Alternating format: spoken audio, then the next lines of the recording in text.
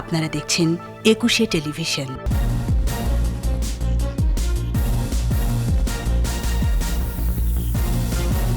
৭৫ পরবর্তী কোনো সরকারি সীমান্ত সমস্যা সমাধানে উদ্যোগ নেয়নি বললেন প্রধানমন্ত্রী।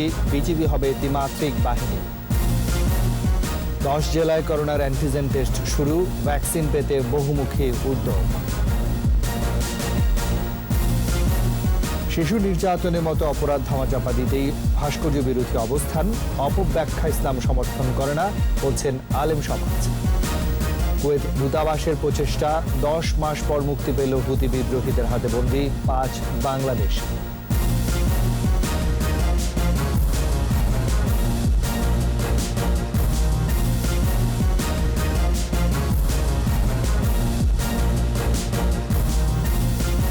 শুনছিলেন ফার্স্ট সিকিউরিটি ইসলামী ব্যাংক লিমিটেড সংবাদ শিরোনাম। সবাইকে আমন্ত্রণ জানাচ্ছি দুপুর 2টার 21 সংবাদের সাথে আছি আমি রাজীব জামান।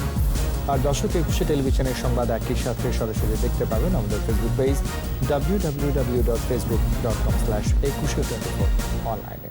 এছাড়াও সংবাদে আরও থাকছে, বিশ্বজুড়ে করোনায় আক্রান্ত 6.5 কোটি ছাড়িয়েছে, ভ্যাকসিন গ্রহণ বাধ্যতামূলক করবে না যুক্তরাষ্ট্র।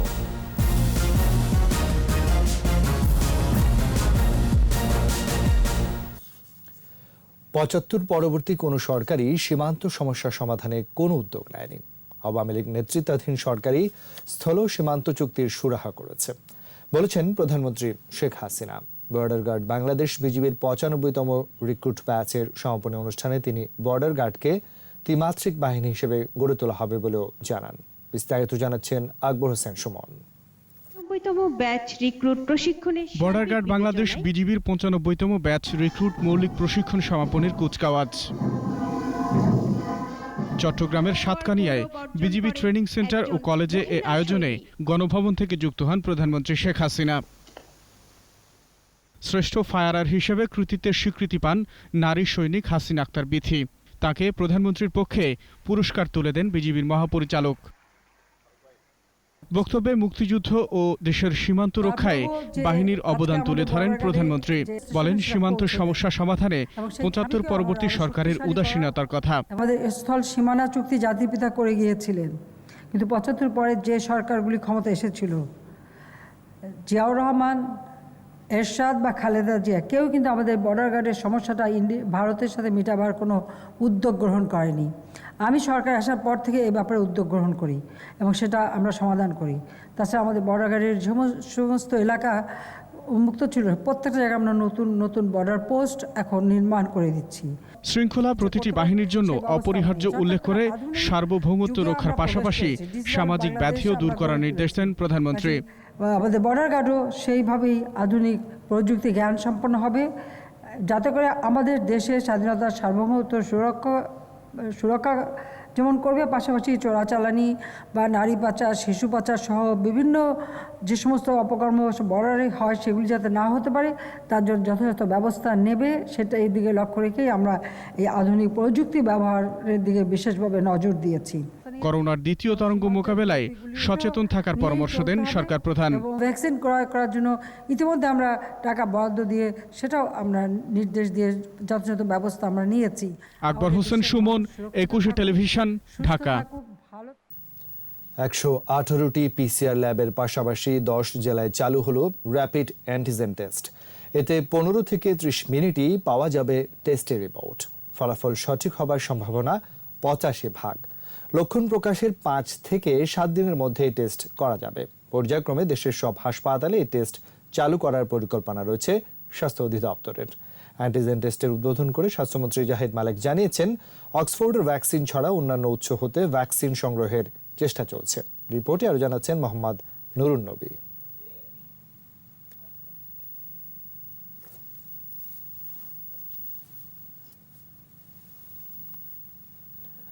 দর্শক, আমরা রিপোর্টটি হাতে পেলে দেখানোর চেষ্টা করব। আমরা এখন চলে যাচ্ছি পরবর্তী সংবাদে। বিভিন্ন মাদ্রাসায় যখন শিশু নির্যাতনের মতো অপরাধ সামনে এসেছে, তখনই তা ধামাচাপা দিতে ভাস্কর্য বিরোধী অবস্থান নিয়েছে একটি চক্র। এই ইস্যুতে দেশকে অস্থিতিশীল করার অপচেষ্টাও করছে তারা। তবে আলেমরা বলছেন, শিশু নির্যাতনের মতো অপরাধ দমন করা দরকার, আর ধর্মের অপব্যাখ্যা ইসলাম সমর্থন করে না বলেও মন্তব্য করেন তারা। দীপু শিকদারের রিপোর্ট।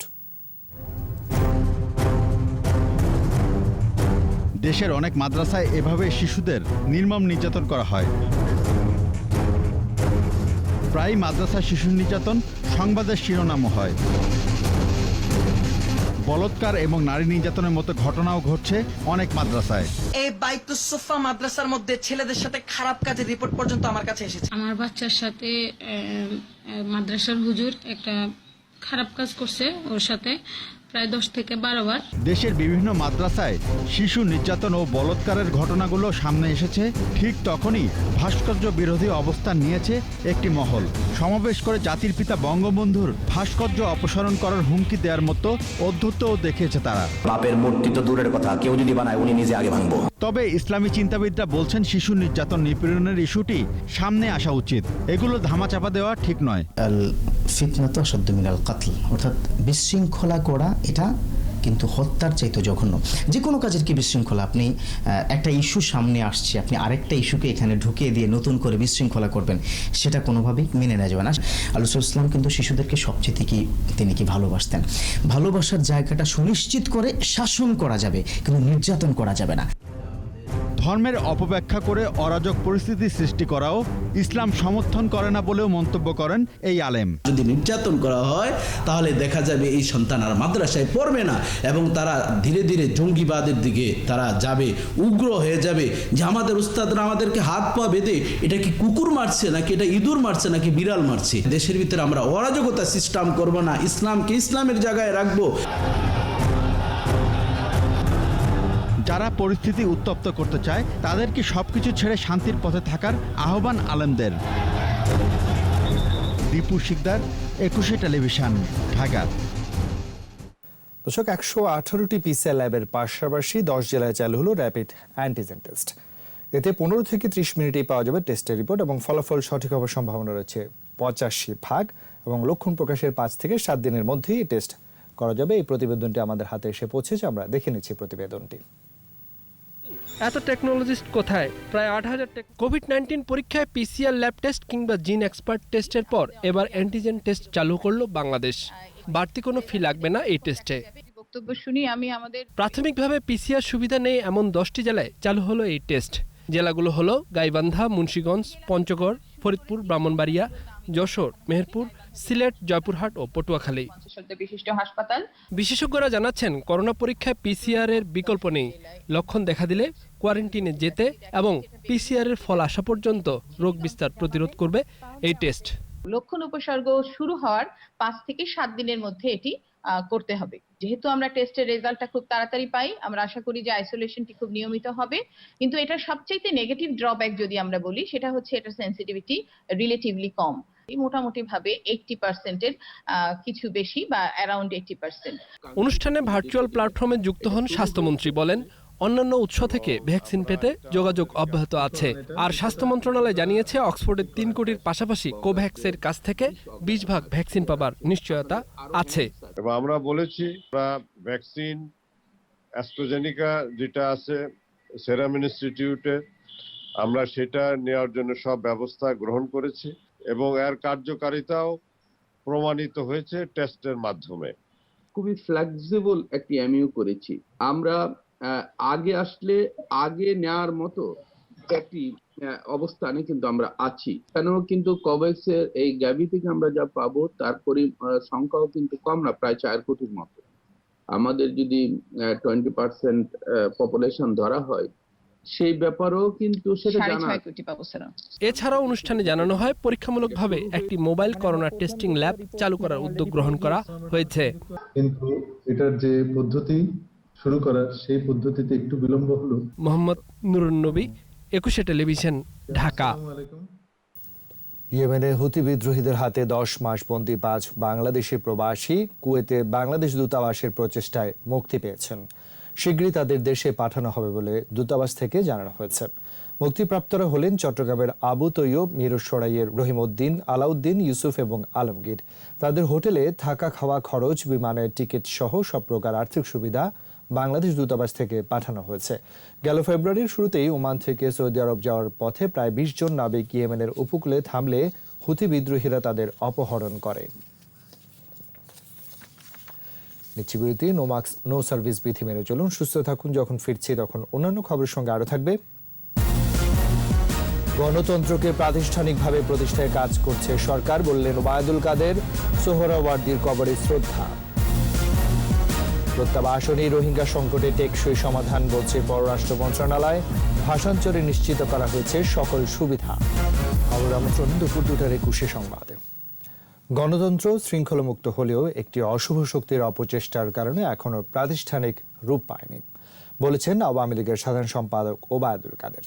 হোসেন শহীদ সোহরাওয়ার্দীর 57তম মৃত্যুবার্ষিকীতে রাজধানীতে তার কবরে দলের নেতাকর্মীদের সাথে নিয়ে শ্রদ্ধা নিবেদন করেন ওবায়দুল কাদের। পরে বলেন, গণতন্ত্রকে প্রাতিষ্ঠানিকভাবে প্রতিষ্ঠিত করতে কাজ করছে সরকার। ভাস্কর্য নিয়ে একটি উগ্র সাম্প্রদায়িক মহলের অহেতুক বিতর্কের সৃষ্টি করছে। পুরো পরিস্থিতি প্রধানমন্ত্রীর নজরে রয়েছে বলেও জানান ওবায়দুল কাদের। আমরা সরকারে আছি, আমাদের সব ব্যাপারে মাথা গরম করলে চলবে না।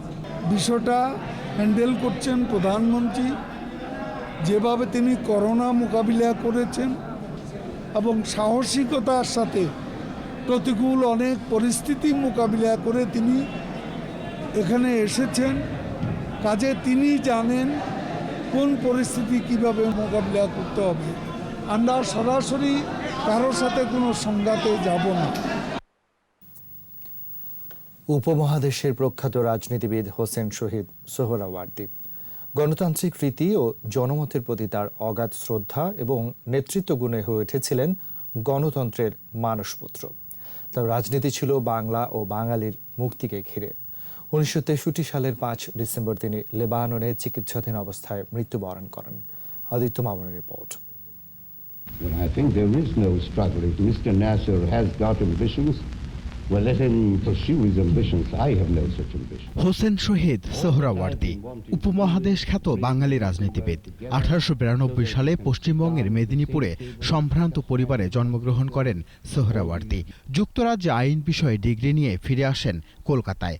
রাজনীতিতে যুক্ত হয়ে কলকাতার ডেপুটি মেয়র নির্বাচিত হন। 1924 সাল থেকে উপমহাদেশের রাজনীতিতে বিভিন্ন গুরুত্বপূর্ণ সিদ্ধান্ত ও নীতি বাস্তবায়নে তার ভূমিকা অগ্রগণ্য। 1936 সালে মুসলিম লীগে যুক্ত হওয়ার আগে যুক্ত ছিলেন স্বরাজ পার্টির সাথে। 1943 সালে খাজা নাজিমুদ্দিনের মন্ত্রিসভায় প্রভাবশালী মন্ত্রীও ছিলেন। পরে হন বাংলার মুখ্যমন্ত্রী। ব্রিটিশ বিরোধী আন্দোলনে তিনি ছিলেন অগ্রসেনানী। সংগ্রামের ধারাবাহিকতায় আওয়ামী মুসলিম লীগ গঠিত হলে তিনি দলের সভাপতি নির্বাচিত হন। 1954 সালে তিনি শেরেবাংলা ও ভাসানীর সাথে যুক্তফ্রন্ট গঠন করেন এবং নির্বাচনে মুসলিম লীগকে পরাজিত করেন। 1956 সালে সরওয়ার্দীর উদ্যোগে পাকিস্তানের প্রথম সংবিধান রচিত হয়েছিল। তার রাজনীতির কেন্দ্রে ছিল বাংলা ও বাঙালির মুক্তি। 62 সালে পাকিস্তান সরকার তাকে রাষ্ট্রদ্রোহিতার অভিযোগে গ্রেফতার করে। অত্যন্ত লিবারেল, উদার মনস্ক, আধুনিক মনস্ক অসাম্প্রদায়িক রাজনীতিবিদ হিসাবে তিনি বাংলাদেশের জনগণকে প্রথমে ঐক্যবদ্ধ করার চেষ্টা করেছেন। 1936 সালে অসুস্থ হয়ে পড়লে তিনি লেবাননে চিকিৎসাধীন অবস্থায় 71 বছর বয়সে শেষ নিঃশ্বাস ত্যাগ করেন। এই সংগ্রামী রাজনীতিককে চিরদিন কৃতজ্ঞ চিত্তে স্মরণ করবে বাঙালি। আদিত্য মামুন, 21 টেলিভিশন, ঢাকা। রোহিঙ্গাদের ভাষান্তরে অস্থায়ীভাবে আশ্রয় দেওয়া হলেও মিয়ানমার তাদের ফিরতেই হবে, বলেছে পররাষ্ট্র মন্ত্রণালয়। বিজ্ঞপ্তিতে পররাষ্ট্র মন্ত্রণালয় জানায়, রোহিঙ্গাদের ভাষান্তরে নেওয়ার আগে তাদের কমিউনিটি থেকে নেতারা পরিদর্শন করেছেন। এনজিও ও গণমাধ্যমের কর্মীরাও পরিদর্শন করেন। ভাষান্তরে পুরোপুরি সুরক্ষিত রয়েছে। রোহিঙ্গাদের জন্য সরকার থেকে ভাষান্তরের বাসস্থান, খাদ্য, চিকিৎসা সুবিধা নিশ্চিত করা হয়েছে। ভাষান্তরে সরকারের বিভিন্ন সংস্থা ও 22টি এনজিও সহায়তা দেবে। তবে মিয়ানমারে রোহিঙ্গাদের ফিরে যাওয়াটাই এই সংকটের একমাত্র টেকসই সমাধান বলেও জানায় পররাষ্ট্র মন্ত্রণালয়।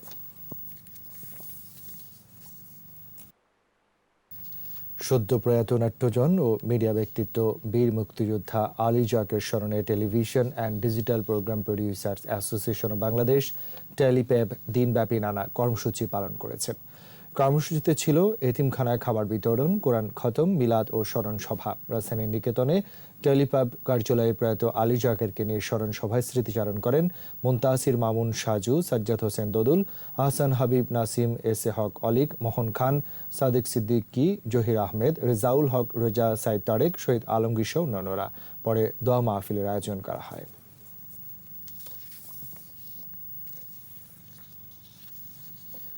এবার বিজয়ের মাসে আমাদের বিশেষ আয়োজন জয় বাংলা। জাতির পিতা বঙ্গবন্ধুর নেতৃত্বে বাঙালি মুক্তির স্বাদ পায় 16 ডিসেম্বর। বিজয়ের 49 বছর উদযাপনের পাশাপাশি বাঙালি উদযাপন করছে জাতির পিতার জন্মশতবার্ষিকী মুজিব বর্ষ। জেল জুলুম আর দীর্ঘ আন্দোলন সংগ্রাম শেষে জাতির পিতার তর্জনী হেলনে বাঙালি ঝাঁপিয়ে পড়ে মুক্তিযুদ্ধে, ছিনিয়ে আনে স্বাধীনতার লাল সূর্য। তাই তো মুজিব মানেই স্বাধীনতা, মুজিব মানেই বাংলাদেশ। মাহমুদ হাসানের রিপোর্ট। পাকিস্তান রাষ্ট্রের জন্মের সাথে সাথেই ভাষার উপর আসে আঘাত, ফুঁসে ওঠে বাঙালি। অধিকার আদায়ের এক প্রান্ত থেকে আরেক প্রান্ত ছুটেছেন বঙ্গবন্ধু শেখ মুজিবুর রহমান। বারবার কারাবরণ করেছেন, 66-র 6 দফা দিলেন। 6 দফা হয়ে উঠল বাঙালির প্রাণের দাবি। 69-এর গণ অভ্যুত্থানে মুক্ত হন বঙ্গবন্ধু। মুক্তির জন্য জাতি যখন প্রস্তুত, তখনই আসে বঙ্গবন্ধুর স্বাধীনতার ঘোষণা। এবারে সংগ্রাম আমাদের মুক্তির সংগ্রাম, এবারে সংগ্রাম স্বাধীনতার সংগ্রাম। পাকিস্তানের কারাগারে জাতির পিতা বন্দী, মুক্তি পাগল বাঙালি তখন যুদ্ধের ময়দানে।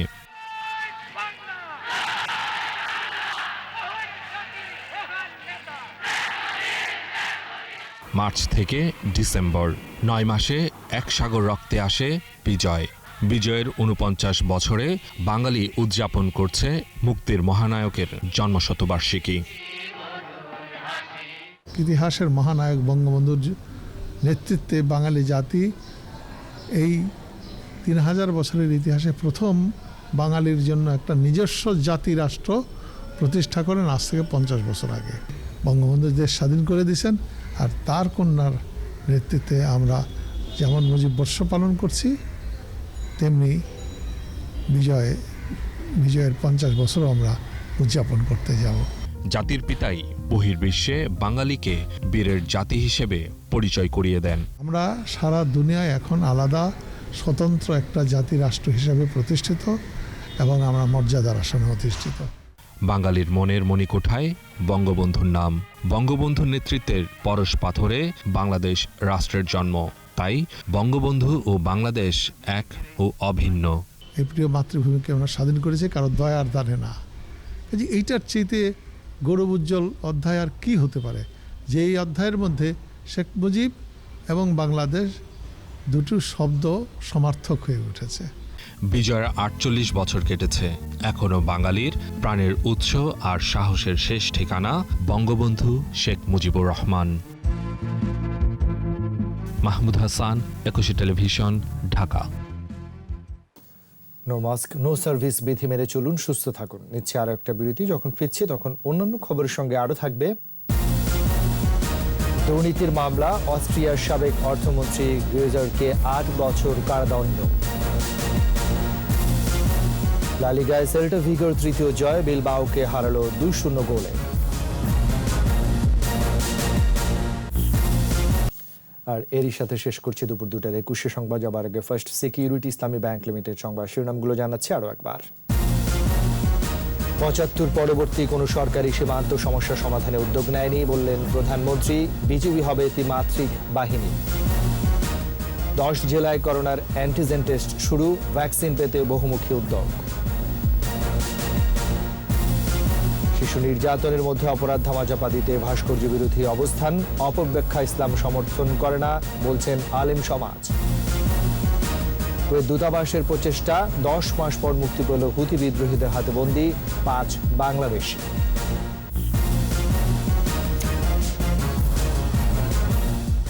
সর্বশেষ খবর জানতে ডায়াল করুন 2021 নম্বর, ভিজিট করুন ekushe-tv.com ওয়েবসাইটে, সবাই ফেসবুকে ভিজিট করতে পারেন facebook.com/ekushe24 অনলাইনে। বিকেল 4টায় 21 সংবাদ শিরোনাম দেখার আমন্ত্রণ রইল। স্বাস্থ্যবিধি মেনে চলুন, সুস্থ থাকুন, একুশের সঙ্গেই থাকুন।